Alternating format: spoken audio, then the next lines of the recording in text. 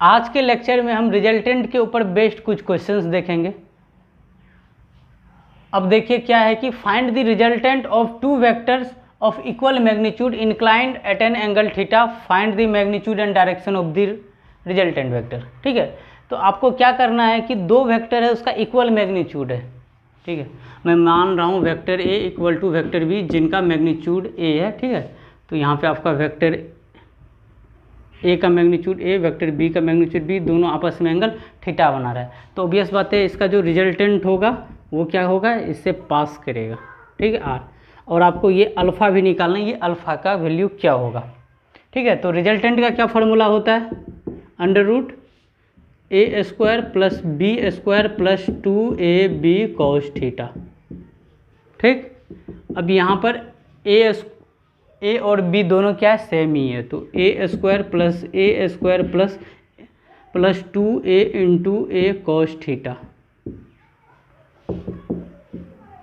तो ये क्या हो गया आपका 2a square plus 2a square cos theta. ठीक, फिर आप क्या कर लो, 2a स्क्वायर कॉमन लोगे तो 1 प्लस कॉस थीटा आएगा। और आपको ट्रिगो के अंदर एक फार्मूला बताया था, 1 plus cos theta equal to होता है 1 प्लस कॉस थीटा होता है 2 cos square theta by 2। 1 minus cos theta क्या होता है 2 sine square theta by 2। Trigonometric relation है, ध्यान में रखोगे। तो यहाँ से आपका क्या आएगा 2a square into 2 cos square theta by 2। यहाँ से देखो 4a square cos square theta by 2 है, रूट से बाहर लाओगे तो आपका हो जाएगा 2a कॉस थीटा बाय 2। तो आपका जो रिजल्टेंट का वैल्यू आएगा वो आएगा 2a कॉस थीटा बाय 2।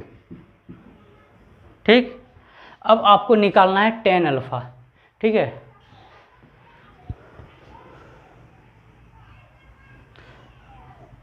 अब ये tan अल्फ़ा, तो tan अल्फ़ा क्या निकालोगे, ए वेक्टर ए के साथ निकाल रहे हो ना, तो वेक्टर ए, ठीक है, ये हमारा क्या था वेक्टर ए और ये vector B, A plus vector A plus B cos theta, और यहाँ पे आता था वेक्टर ए साइन थीटा। ठीक है, मैग्नीट्यूड लिखते हैं, ठीक ना, वेक्टर नहीं। तो यहाँ पे क्या है आपका ए और बी सब ए है, तो ये हो जाएगा आपका a sine theta divided by a plus a cos theta.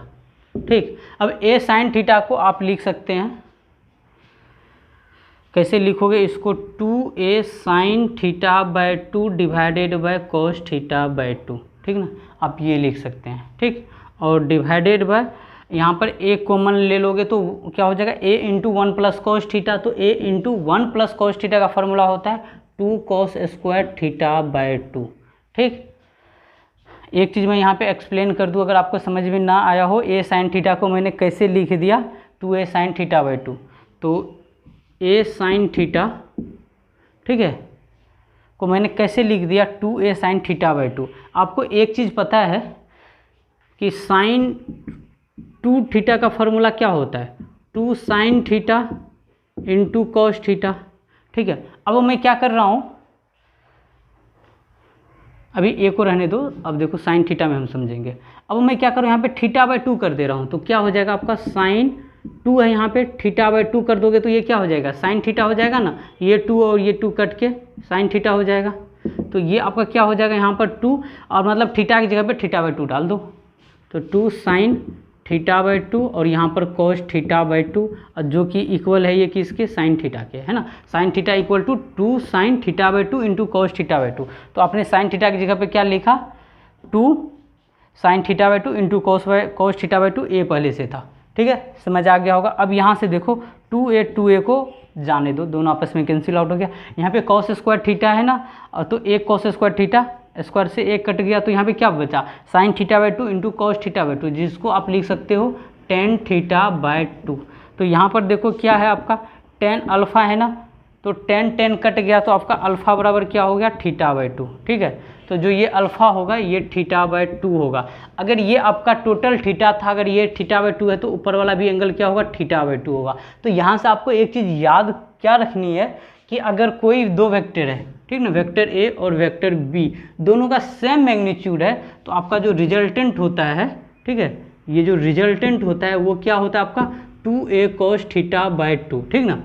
तो ऐसा भी हो सकता है दो वेक्टर को जब हम ऐड करते हैं, ठीक ना, यहाँ पर हम एडिशन ही तो कर रहे हैं vector a plus vector b को, तब रिजल्टेंट क्या होता है 2a cos थीटा बाई 2, और ये आपका थीटा हुआ। और जो रिजल्टेंट होता है वो क्या होता है आपका, अगर x के साथ पूछे तो ये आपका थीटा बाई 2 पे ब्रेक होता है, ठीक ना, और ये भी आपका थीटा बाई 2 होता है। अगर ये चीज़ आपको याद है तो अभी हम सेकेंड मेथड से इनको काफ़ी इजीली सॉल्व कर पाएंगे, इतना करने का ज़रूरत नहीं होगा, वहाँ पे बहुत आसानी से आप रिजल्टेंट का वैल्यू निकाल पाओगे। अगर आपको ये चीज़ पता है कि अगर दो वेक्टर है, वेक्टर ए और वेक्टर बी, अगर एंगल 60 डिग्री है तो अगर इनका रिजल्टेंट होगा तो वो 30 डिग्री से ही पास करेगा, ठीक है।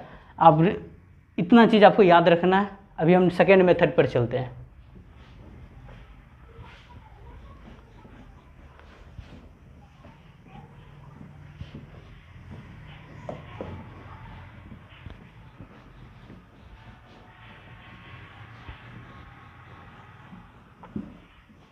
तो ये सेकेंड मेथड क्या है आपका,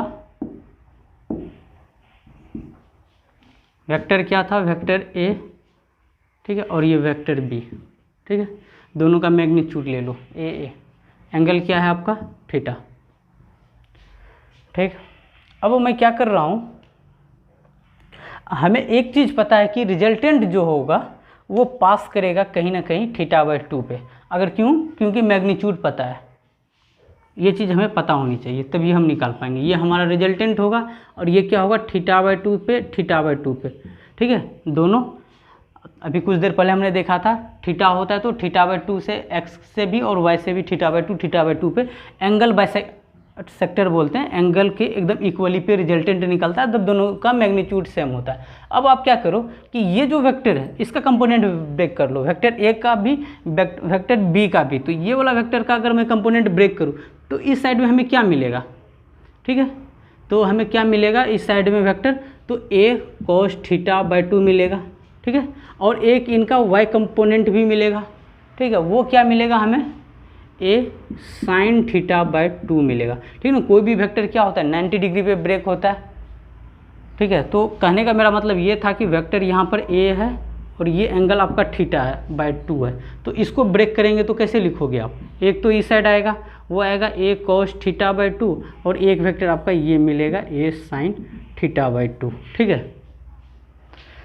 तो ये वेक्टर कैसे रिप्रेजेंट किया आपको, ए cos थीटा बाई 2 और ये ए साइन थीटा बाई 2, ठीक। इस वेक्टर को हम ऐसे भी लिख सकते हैं, ठीक ना। ये जो वेक्टर था इसको हमने एंगल थीटा बाई 2 पे, अब इसको मैंने ऐसे रिप्लेस कर दिया।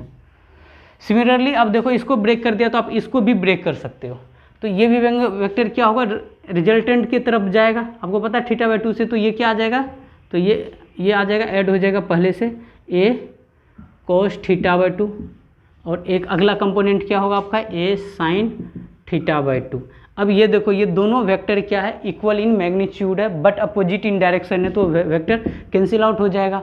तो आपका जो नेट बचा वेक्टर वो इसी डायरेक्शन में बचा, और वो कितना बचा आपका ए cos theta by 2 plus A cos theta by 2, तो क्या हो जाएगा आपका 2 cos थीटा बाई 2। यही क्या हुआ आपका वेक्टर का रिजल्टेंट हुआ, ठीक है। तो कितना आसानी से हम रिजल्टेंट निकाल पाते हैं जब आपको ये कॉन्सेप्ट पता होता है कि जब दो वेक्टर का मैग्नीट्यूड सेम हो तो जो आपको गिवन थीटा होता है रिजल्टेंट उनका हाफ पे ब्रेक होता है, एक्स और वाई से दोनों इक्वली होता है। ओके, अभी हम नेक्स्ट क्वेश्चन देखते हैं। क्वेश्चन नंबर सेकेंड देखिए, a vector of magnitude a is rotated through angle theta, what is the magnitude of change in the vector, ठीक है ना। वेक्टर के मैग्नीट्यूड में क्या चेंज आया, तो ये क्वेश्चन भी आपका सिमिलर प्रीवियस क्वेश्चन की तरह ही है। देखिए स्टार्टिंग में क्या था, कोई वेक्टर ए है आपका, ठीक है, ये वेक्टर ए, मैं इसको ए आई से डिनोट कर रहा हूँ, इनिशियल वेक्टर है जिनका मैग्नीट्यूड ए है, ठीक। अब इसी वेक्टर को रोटेट किया गया, ठीक है, तो मैग्नीट्यूड तो चेंज नहीं होगा, तो ये रोटेट करके कुछ यहाँ हो गया, ठीक है।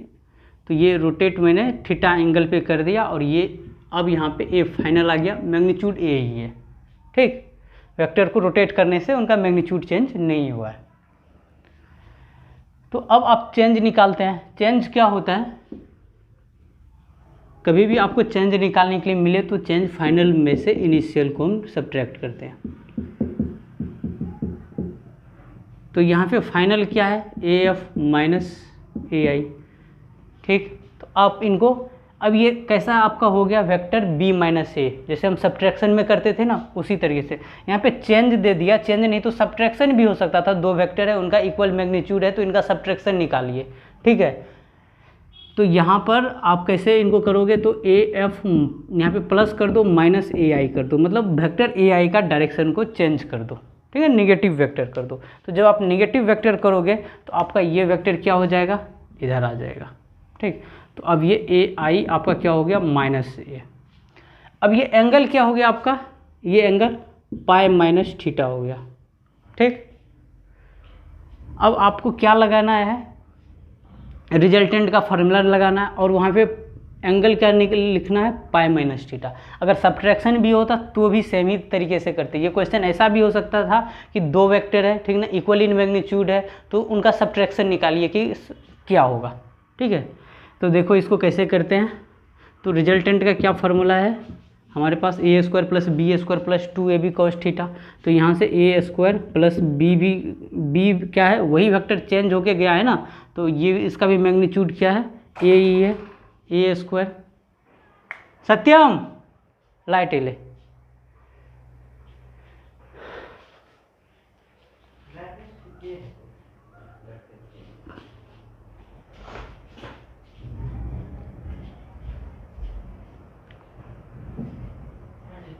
ठीक है जो। तो वेक्टर बी का भी मैग्नीट्यूड क्या होगा, a square plus 2ab, a b के बी जगह पे क्या लिखेंगे, ए कोस थीटा की जगह पे अब थीटा हमें पाई माइनस थीटा लिखना है। ठीक है, यहाँ पे पाई माइनस थीटा लिखना है, बाकी चीज़ सेम है। तो ये क्या होता है आपका, पाई माइनस थीटा क्या होता है आपका, कॉस पाई माइनस थीटा होता है माइनस कॉस थीटा। तो यहाँ पे आ जाएगा आपका 2a square plus 2a square. ठीक है, यहाँ पे कॉस माइनस थीटा होता है तो ये प्लस क्या हो जाएगा आपका, माइनस हो जाएगा। तो और आप यहाँ से क्या करोगे, कॉमन ले लोगे 2a स्क्वायर को, तो 1 माइनस कॉस थीटा आएगा। और 1 माइनस कॉस थीटा का फॉर्मूला होता है 2 साइन स्क्वायर थीटा बाई 2। ठीक ना, 2a square into 2 sine square theta by 2।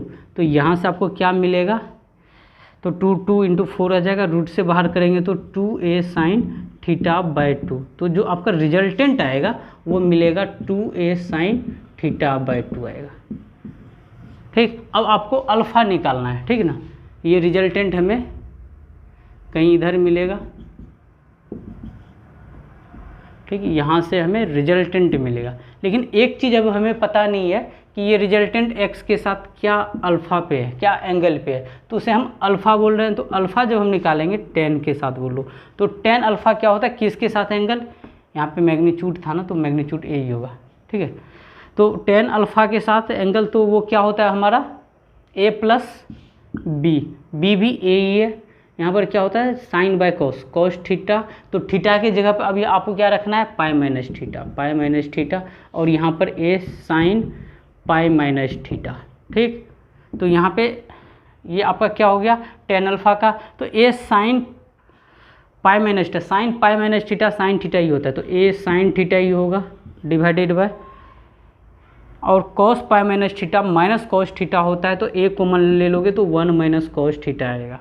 तो अब इनको भी सिंप्लीफाई करो, tan अल्फ़ा बराबर क्या होगा आपका, a साइन थीटा को हम लिख सकते हैं 2a sine theta by 2 into cos theta by 2। ठीक, divided by a into 1 minus cos theta को हम लिख सकते हैं 2 sine square theta by 2 sine square theta by 2। तो यहाँ से क्या हो जाएगा, साइन वाला एक कैंसिल आउट हो जाएगा, तो आपको क्या बचेगा यहाँ से, और 2a भी कैंसिल आउट हो जाएगा। तो cos theta by 2 divided by sine theta by 2, तो इनको हम बोल देते हैं tan थीटा बाई 2। तो यहाँ से आपका जो आएगा अल्फ़ा जो आएगा वो आपका थीटा बाई 2 आएगा। ठीक, जो अल्फ़ा निकल के आएगा वो थीटा बाई 2 पे निकल के आएगा। ठीक है, तो अल्फ़ा थीटा बाई 2 यहाँ पर क्या बता रहा है कि ये जो एंगल है आपका टोटल, ये एंगल अल्फ़ा, ठीक है, यहाँ से यहाँ इसका आपका हाफ पे निकल के आएगा। ठीक। तो अल्फ़ा आपका क्या हो जाएगा, θ/2। तो यहाँ से आपका इनका हाफ करोगे तो आपका निकलेगा π/2 माइनस θ/2, ये एंगल और ये एंगल हाफ हाफ पे निकलेगा। जैसे कि आपका एडिशन में निकला था वैसे ही आपका सब्ट्रैक्शन में निकलेगा। जो अल्फ़ा होगा हाफ एंगल में ये डिवाइड हो जाएगा, ठीक है। तो हाफ एंगल में डिवाइड हो जाएगा, आपको ये भी समझ में आ गया। अब इसी का कॉन्सेप्ट हम यूज करके सेकेंड मेथड से आपको कर दिखाते हैं, वहाँ से आप रिजल्टेंट 2a sin θ/2 काफ़ी सिंपली समझ सकते हो। अब देखिए सेकेंड मेथड से इसको कैसे करेंगे। ये मेरा वेक्टर a था और ये मेरा वेक्टर a था, चेंज निकालने के लिए बोला गया ना, तो ये वेक्टर क्या आ गया, इधर आ गया। ये पहले थीटा था, अब ये वेक्टर इधर आ गया और ये एंगल मेरा क्या आया, π-θ। और एक चीज़ आपको पता है कि रिजल्टेंट जो होता है वो क्या होता है, इक्वली टूटता है, ठीक ना। तो रिजल्टेंट यहाँ पर क्या हो गया, ये आपका π/2 माइनस θ/2 और ये भी एंगल क्या हुआ आपका π/2 माइनस θ/2, ठीक। इक्वली मैंने ब्रेक कर दिया वेक्टर को, ठीक ना। अब इस वेक्टर को हटा दो क्योंकि इसका तो मैंने इधर कर दिया रिजल्टेंट, आपको पता है रिजल्टेंट इधर निकल रहा है। अब इस वेक्टर को ब्रेक कर दो, ये वेक्टर और ये वेक्टर को ब्रेक करोगे, इस वेक्टर को ब्रेक करोगे तो इधर एक कंपोनेंट आएगा, वो क्या आएगा आपका a cos π/2 माइनस θ/2, ठीक है। और एक कंपोनेंट इस वेक्टर का 90 डिग्री पे क्या आएगा, वो इधर आएगा, ठीक है। वो वेक्टर का कंपोनेंट 90 डिग्री इधर आएगा, ठीक है। और वो कंपोनेंट क्या आएगा आपका a sin π/2 माइनस θ/2। अब सिमिलरली इस वेक्टर को आप ब्रेक करोगे, ठीक है। इस वेक्टर को ब्रेक करोगे तो एक कंपोनेंट आपका रिजल्टेंट के अलोंग होता है, तो वो क्या होता है आपका a cos π/2 माइनस θ/2। और अगला दूसरा कंपोनेंट इसके अलोंग आएगा, वो क्या होता है आपका a sin π/2 माइनस θ/2। यहाँ से आप देखिए कि दोनों वेक्टर क्या है, सिमिलर इन मैग्नीट्यूड है बट अपोजिट इन डायरेक्शन है, तो आपस में कैंसिल आउट हो जाएगा। तो आपका रिजल्टेंट की तरफ क्या बचा आपका, तो रिजल्टेंट की तरफ क्या मिला है आपको, 2 दोनों सेम ही है ना, तो लिख सकते हैं 2a cos π/2 माइनस θ/2, ठीक है। तो अब क्या है, ये π/2 है ना, तो 90 डिग्री पे, तो 2a यहाँ पे क्या हो जाएगा आपका साइन आ जाएगा, पाई माइनस π/2 में से कुछ भी थीटा तो वो पॉजिटिव में आता है, तो θ/2। तो आपका रिजल्टेंट क्या आया, 2a sin θ/2, ठीक है। यहाँ से भी हम काफ़ी सिंपली निकाल सकते हैं जब आपको बस इतना पता हो कि दो वेक्टर है, ठीक है। या तो आपका दोनों वेक्टर एडिशन में हो, ठीक है, तो भी रिजल्टेंट क्या होता है, θ/2 पे निकलता है। या नहीं तो आपका सब्ट्रैक्शन पे हो, तो सब्ट्रैक्शन में क्या था, ये वेक्टर माइनस a कर दिया ना, ये वेक्टर इधर, ये वेक्टर इधर, बस एंगल क्या हो जाता है π/2 माइनस θ/2 पे होता है, ठीक है। तो वो रिजल्टेंट क्या होता है, हाफ पर ही निकलता है, इधर भी π/2 माइनस θ/2, इधर भी π/2 माइनस θ/2 पे ही निकलेगा, और वो रिजल्टेंट इक्वल एंगल में डिवाइड होता है। ये कॉन्सेप्ट याद है तो आप आसानी से कर सकते हो। वैसे आपको याद रखना है कि एडिशन में क्या आता है, 2a cos θ/2, और सब्ट्रैक्शन में क्या आता है, 2a sin θ/2 रिजल्टेंट। ओके, अभी हम नेक्स्ट क्वेश्चन पे मूव करेंगे। एग्जाम्पल सेकेंड देखिए, find the resultant of the given two vectors. दो वेक्टर है, एक वेक्टर आपका का मैग्नीट्यूड 2p है और दूसरा वेक्टर का 3p है, एंगल 90 डिग्री है। तो आप काफ़ी सिंपली इनका मैग्नीट्यूड निकाल सकते हैं। तो चलो पहले पहला ही पार्ट निपटा देते हैं, ठीक है। ये वेक्टर आपका 2p है, तो इनका रिजल्टेंट ये होगा। तो रिजल्टेंट क्या होगा, x 90 डिग्री है तो x कंपोनेंट का स्क्वायर प्लस y कंपोनेंट का स्क्वायर, तो 2p का स्क्वायर प्लस 3p का स्क्वायर। तो ये क्या हो जाएगा आपका 4p square plus 9p square. तो ये क्या हो जाएगा √13p स्क्वायर। तो हम रिजल्टेंट लिख सकते हैं यहाँ से p√13। पहला पार्ट का आंसर हो गया। सेकेंड पार्ट में बोला जा रहा है what should be the magnitude and direction of third vector in order to have zero resultant. कि आप थर्ड वेक्टर को कहाँ रखिएगा कि जो इनका रिजल्टेंट है, ठीक ना, वो आपका जीरो आए। तो देखो ये पहला वेक्टर, ये दूसरा वेक्टर, ये थर्ड वेक्टर हम कहाँ रखें कि रिजल्टेंट ही हमें जीरो मिले। तो ऑब्वियस बात है कि इन दोनों को ब्रेक करने के बाद आपको r मिला। अगर हम r लेंथ का ही अगर हम पीछे बना दें, ठीक है, तो हमारा क्या हो जाएगा, 0 हो जाएगा। इसके लिए ज़रूरी है आर का जितना मैग्नीट्यूड है उतना मैग्नीट्यूड इसका भी हो और अपोजिट डायरेक्शन हो, equal in magnitude but opposite in A direction होना चाहिए। तो आर अगर हमारा p√13 है तो हमारे पास जो नेक्स्ट वेक्टर होगा, थर्ड वेक्टर, वो हमारा क्या होना चाहिए, p√13 होना चाहिए। ठीक है, तो आपका मैग्नीट्यूड क्या होना चाहिए, मैग्नीट्यूड p√13 होना चाहिए। और डायरेक्शन भी पूछ रहा है ना, डायरेक्शन क्या होना चाहिए, अपोजिट टू आर वेक्टर। ठीक है, आपका जो रिजल्टेंट वेक्टर आर था उनके अपोजिट कर दोगे तो आपका क्या मिल जाएगा, डायरेक्शन मिल जाएगा। एग्जाम्पल 3 देखिए, find magnitude of resultant force of 2 vector. ठीक है, आपके पास गिवन है, 2 वेक्टर गिवन है, तो आपको इनका मैग्नीट्यूड पूछा गया है। ठीक है, तो मैग्नीट्यूड यहाँ पे क्या निकल कर आएगा, तो जो रिजल्टेंट का फॉर्मूला क्या होगा, √f² plus 2f² plus 2a और b के जगह पर f × 2f और cos थीटा क्या लिखोगे, एंगल बिटवीन 2 वेक्टर्स। अच्छा, क्या ये दोनों, ये जो एंगल है 2 वेक्टर का एंगल दे रखा है क्या, 60 डिग्री? नहीं, एंगल बिटवीन 2 वेक्टर्स क्या होता है, या तो हेड टू हेड मिले या नहीं तो टेल टू टेल मिले। यहाँ पर देखिए हेड टू हेड मिल रहा है तो 2 तरीके से, एक तो ये एंगल लोगे और एक एंगल ये लोगे। ये एंगल आपको क्या मिलेगा, 180 से छोटा मिलेगा और ये वाला एंगल आपको 180 से बड़ा मिलेगा, तो हम इसको हटा देंगे। ये एंगल तो हमारा होगा नहीं, तो ये एंगल हमारा क्या होगा, 180 - 60 तो कितना, 120 डिग्री।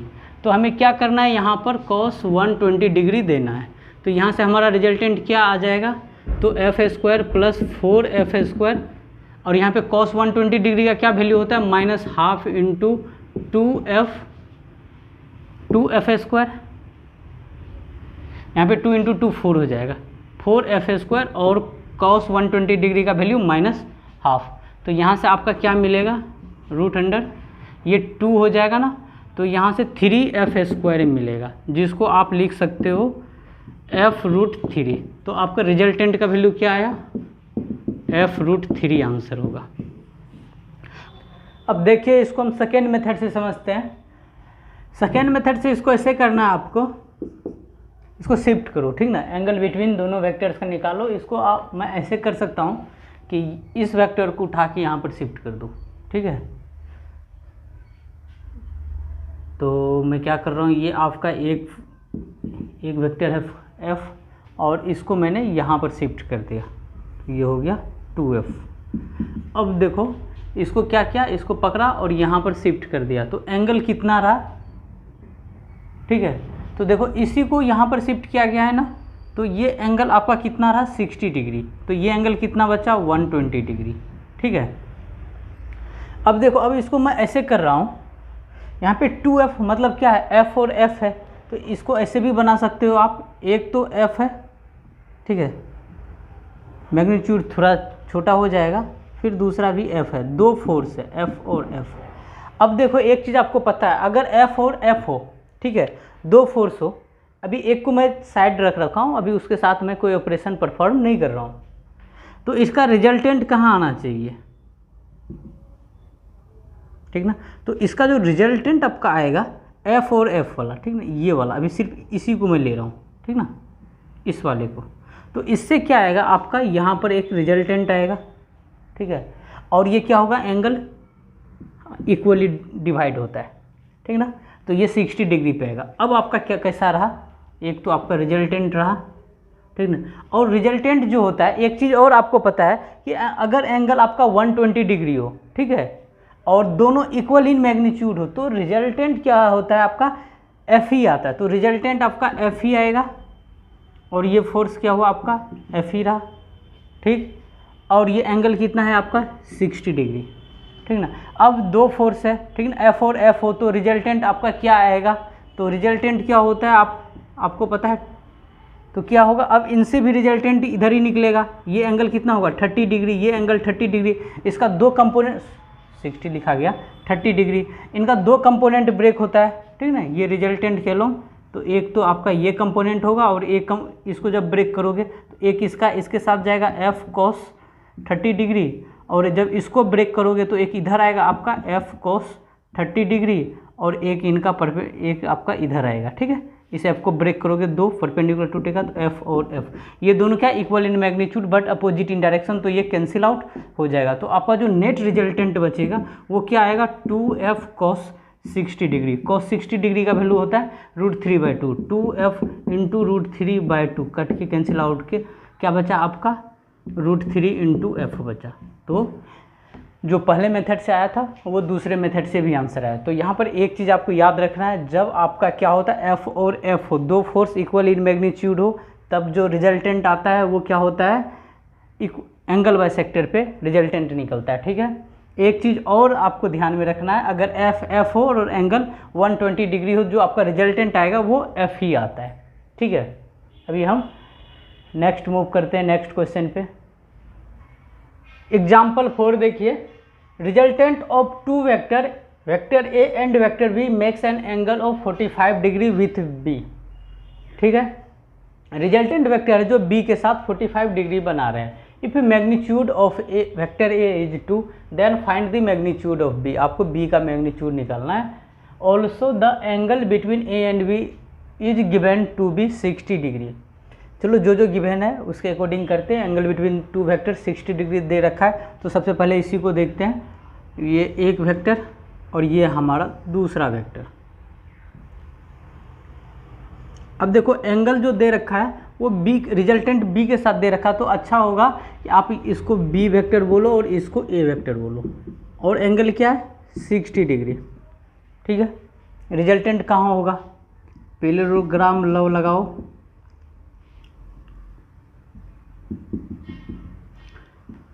ठीक है, तो रिजल्टेंट जो आएगा आपका वो ए एंड बी के बीच कहीं इधर से रिजल्टेंट होगा। ठीक है, ये आपका रिजल्टेंट होगा। अभी हमें पता नहीं है किस अल्फा एंगल पे रिजल्टेंट है, सॉरी दे रखा है यहाँ पे 45 डिग्री बी से। ठीक ना, यहाँ से 45 डिग्री पे रिजल्टेंट दे रखा है। ठीक, और वेक्टर ए का मैग्नीट्यूड 2 दे रखा है, 2 यूनिट। अब देखो आप कैसे करोगे, जिस तरीके से हमने ड्राइव किया था पैरेललोग्राम लॉ, तो उसी टाइप से यहाँ पे परपेंडिकुलर ड्रॉप करो, और ये वाला वेक्टर को हमने यहाँ पे शिफ्ट कर दिया, तो इतना वेक्टर का भी मैग्नीट्यूड क्या हो गया आपका 2 यूनिट्स हो गया। ठीक है, और ये परपेंडिकुलर और ये एंगल कितना 60 डिग्री होगा ना, इसी वेक्टर को हमने यहाँ पे शिफ्ट कर दिया। ठीक है, बी के साथ, तो 60 डिग्री हुआ। तो इतना दूर क्या होगा कंपोनेंट, और ये कंपोनेंट क्या होगा। ठीक है, तो ये क्या हो जाएगा 2 cos 60 डिग्री, और ये वाला कंपोनेंट होगा 2 sin 60 डिग्री। ये हो जाएगा 2 इंटू साइन 60 होता है √3/2 मतलब √3, और ये हो जाएगा आपका 2 इंटू 1/2 मतलब 1। ठीक, तो अब देखो इसको मैं फिर से एक बार ड्रॉ कर दूँ आपको, ये 45 वाला है। तो ऐसे एक वेक्टर है आपका, ये वेक्टर आपका रिजल्टेंट वेक्टर है, ये वाला आपका कितना निकला √3 यूनिट निकला, और ये वाला यहाँ तक b और फिर उसके बाद 1 है, तो यहाँ से यहाँ हम बोल रहे हैं b+1, बी वेक्टर का मैग्नीट्यूड हम b बोल रहे हैं। तो ये एंगल कितना 45 डिग्री। ठीक है, 45 वाला जो था उसको यहाँ पे मैंने ड्रॉ कर दिया। तो अब tan 45 क्या लिखोगे आप, परपेंडिकुलर अपॉन बेस, परपेंडिकुलर क्या है √3, बेस क्या है आपका b+1, और एक चीज़ tan 45 का आपको वैल्यू पता है क्या होता है आपका 1 होता है। ठीक है, तो यहाँ से आप b का वैल्यू निकाल लो, तो आप बोलोगे √3 = b+1, तो b का वैल्यू क्या हो जाएगा √3 - 1। ठीक है, तो देखो अगर कोई ऑप्शन से मैच कर रहा होगा, और b जो है आपका फोर्स है जो कि न्यूटन में दे रखा है, तो आपका यूनिट न्यूटन आ जाएगा, और किससे मैच कर रहा है ऑप्शन ए से। Example 5, the sum of the two force acting at a point is 16 newton if the resultant force is 8 Newton and its direction is perpendicular to the minimum force then the forces are। ठीक है, तो question में जैसा जैसा given है आपको वैसे proceed करना है। तो सबसे पहला चीज़ दे रखा है कि दो फोर्स है, मान लिया मैं ये पहला फोर्स A है, दूसरा फोर्स है, उनका सम क्या दे रहा है, मैं फोर्स का मैग्नीट्यूड लेकर बात कर रहा हूँ, वो A + B = 16। ठीक, if the resultant of force is 8 newton, जो रिजल्टेंट है वो गिवन है आपका 8 न्यूटन, ये sum 16 newton, and the direction is perpendicular to the minimum force, अब डायरेक्शन जो है परपेंडिकुलर है आपका मिनिमम फोर्स का,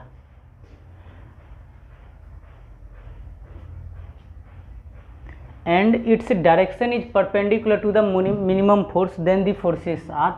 तो ठीक है, जो आपका रिजल्ट, ये आपका जो रिजल्टेंट है, ये वेक्टर अगर मैं बोल रहा हूँ कि स्मॉल मेरा फोर्स ए है और रिजल्टेंट क्या है, स्मॉल फोर्स के जो है ना परपेंडिकुलर गिवन में दे दिया, ठीक है, ये जो रिजल्टेंट परपेंडिकुलर, इसका मतलब जो वेक्टर बी होगा वो कुछ इधर होगा, तभी तो रिजल्टेंट इसके बीच से पास करेगा, ठीक है।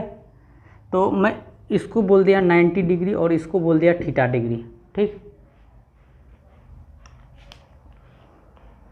कुछ इस टाइप से आया ये रिजल्टेंट। अब नेक्स्ट आप कैसे करिएगा, ये जो आपका वेक्टर बी है इसको ब्रेक कर लो, ठीक है। बी का एक कंपोनेंट आपका, इसको ब्रेक करोगे तो दो कंपोनेंट में ये टूटेगा, ठीक है। तो एक कंपोनेंट आपका क्या आ जाएगा, ये वाला कंपोनेंट आपका आ जाएगा बी कॉस थीटा, और ये वाला कंपोनेंट आपका क्या आएगा, B sine theta, B sine theta. तो ये जो लग रहा होगा ये इधर लग रहा होगा, तभी तो रिजल्टेंट जा रहा होगा। तो आप बोल सकते हो कि वेक्टर ए बराबर बी साइन थीटा, एक रिलेशन यहाँ से आया, और दूसरा रिलेशन बोलोगे कि रिजल्टेंट जो है वो इक्वल है किसका, बी कोस थीटा का, ठीक है। ये आपका दूसरा रिलेशन आया। तो आपको इन दोनों रिलेशन का यूज करके आपको निकालना है, दोनों फोर्स निकालना है, ठीक है, ए और बी निकालना है। तो कैसे निकालेंगे, तो रिजल्टेंट का आपको वैल्यू दे रखा है कि रिजल्टेंट जो है ना आपका वो 8 न्यूटन है, तो आप 8 डाल दो, ठीक। तो मैं क्या कर रहा हूँ कि दोनों इक्वेशन को स्क्वायर करके ऐड कर रहा हूँ, ठीक है।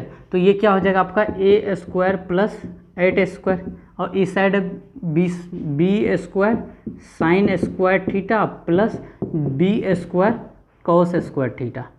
तो फिर हम नेक्स्ट क्या करेंगे, a square plus 8 square equal to b square हम कॉमन ले लेंगे, तो यहाँ पे आ जाएगा हमारा sine square theta plus cos square theta. Sine square theta plus cos square theta का सम 1 होता है, तो आपको मिलेगा, और इसको इस साइड कर लो तो एक रिलेशन आएगा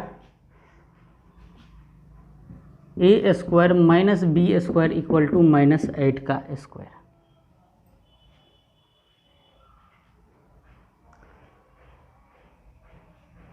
तो ऐसा ना करके आप इसको ऐसा लिखो, तो माइनस नेगेटिव टर्म नहीं आना चाहिए, तो इसको ऐसे लिखो आप B square minus A square equal to 8 square, ठीक है।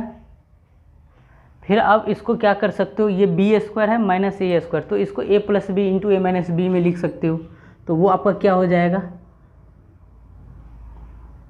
B minus A into B plus A equal to 64 लिख सकते हो। ए प्लस बी जो आपको वेक्टर का जो सम है वो गिवन है 16 न्यूटन, ठीक है। तो यहाँ पे 16 डालोगे तो बी माइनस ए क्या आएगा आपका, ये 16 को डिवाइड करोगे 64 से, ये क्या आ जाएगा 64 डिवाइडेड बाई 16, तो ये 4 आ जाएगा।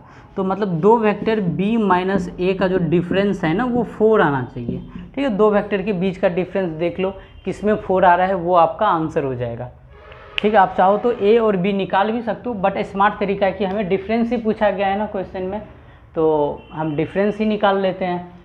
तो देखो ये दो फोर्स है, डिफरेंस नहीं पूछा गया, बट हम यहाँ से यूज कर लेते हैं। ये आपका 2 न्यूटन है, ये 14 न्यूटन है, दो फोर्स है तो इनका डिफरेंस भी तो आना चाहिए ना। तो यहाँ तो 12 आएगा, इन दोनों से क्या आएगा 8 आएगा, इनसे क्या आएगा 0 आएगा, इनसे 4 आएगा। तो आपका आंसर 6 और 10 न्यूटन आपका आंसर आएगा। आप चाहो तो यहाँ से आप वैल्यू निकाल भी सकते हो, ठीक है। b minus A equal to 4 है, तो आप a और b का वैल्यू निकाल भी सकते हो, इक्वेशन में पुट करोगे। तो वो मैं नहीं कर रहा हूँ, आप करके देख लेना। इसका आंसर मैंने डिफरेंस के तरीके से देख लिया, तो दो फोर्स है तो कौन सा डिफरेंस होगा, तो वो आंसर a आएगा। एग्जाम्पल 6 देखिए, 3 फोर्स है, ठीक ना, p q एंड r, ठीक ना, R acting on a particle in a plane, the angle between p and q और Q एंड R आपको दे रखा है, P एंड Q आपको 150 डिग्री और Q एंड R आपको दे रखा है 120 degree respectively. Then the equilibrium forces of P Q and R क्या होगा, ठीक है।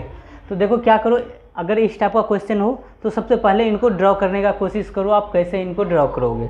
तो मैं क्या कर रहा हूँ, इधर मैं वेक्टर P बना रहा हूँ, ठीक है, और हमें बनाना है पी क्यू के बीच में 150 डिग्री। तो यहाँ पे क्या होगा, यहाँ तक क्या होगा आपका 90 डिग्री, ठीक है। तो अगर मैं क्यू बनाऊँ तो क्यू कितने पे होगा, 60 डिग्री कुछ इधर आ रहा होगा, ये आपका क्यू होगा, और ये जो एंगल होगा अभी यहाँ से कितना 60 डिग्री होगा, तभी ये 90 और 60 क्या होगा 150 डिग्री पी और क्यू के बीच में तो हमने बना दिया। फिर क्यू एंड आर के बीच में 120 डिग्री। अब मैं क्यू और आर के बीच में बताऊँ, अच्छा यहाँ 60 तो ये कितना रिमेनिंग 30 हुआ होगा, तो इसका मतलब इधर ये 90 होना चाहिए तभी 120 डिग्री होगा। तो ये एंगल कितना होगा आपका आर होगा, ठीक है। तो पी क्यू और आर के बीच में आपने एंगल ड्रॉ कर दिया, ठीक है। अब आप क्या करो, देखो ये आपका क्या है आपस में परपेंडिकुलर पे है, तो कंपोनेंट ऐसे ब्रेक करो ना कि सब आपस में परपेंडिकुलर पे हो। ये जो इंक्लाइन वाला इसको हटा दो, तो इनको ब्रेक करोगे तो एक कंपोनेंट इसका किधर आएगा Q कॉस कितना 30 डिग्री, कॉस 30 डिग्री क्या होता है Q√3/2, और इधर क्या आएगा आपका Q sine 60 degree, sine 30 degree, ठीक ना। तो साइन 30 डिग्री क्या होगा आपका Q साइन 30 का वैल्यू कितना होता है आपका हाफ होता है, ठीक ना। तो Q/2, ठीक है, ये रिलेशन आया। अब आप क्या करो कि ये वेक्टर और ये वेक्टर अगर कोई चीज़ इक्विलिब्रियम में है, ठीक है, इक्विलिब्रियम कंडीशन मतलब हुआ कि रेस्ट कंडीशन, रेस्ट पे है, ठीक है। इक्विलिब्रियम में है कि जितना ये लग रहा है उतना ये भी लग रहा होगा, जितना ऊपर लग रहा होगा उतना नीचे ही लग रहा होगा, तभी कोई चीज़ इक्विलिब्रियम में है, कांस्टेंट पे है। तो उस जगह पे आप क्या बोल दोगे कि आपका Q/2 = R बोलोगे, और आप P बराबर Q√3/2 बोलोगे, ठीक है। अब यहाँ पर क्या पूछा गया है कि आपको रेशियो बताना है P Q एंड R का, ठीक है। तो वो रेशियो कैसे हम निकालेंगे, तो देखिए कि इन दो इक्वेशन का यूज करके आपको क्या करना है, रेशियो निकालना है। तो देखिए क्या करेंगे, यहाँ पे हम इसको ऐसा लिखा जा सकता है इक्वेशन 2 को P/√3 = Q/2, और यहाँ पर भी है आपका Q/2 = R। तो Q/2, ठीक है, 2 को हमने रीअरेंज किया, फिर Q/2 बराबर क्या है, यहाँ पर हमारा R है। तो हम क्या रेशियो में क्या बता सकते हैं, यहाँ पे /1 बोल दो। तो P का P/√3 = Q/√2 = R, Q/2 = R/1 है। तो रेशियो क्या आ जाएगा, आप बोल सकते हो √3:2:1।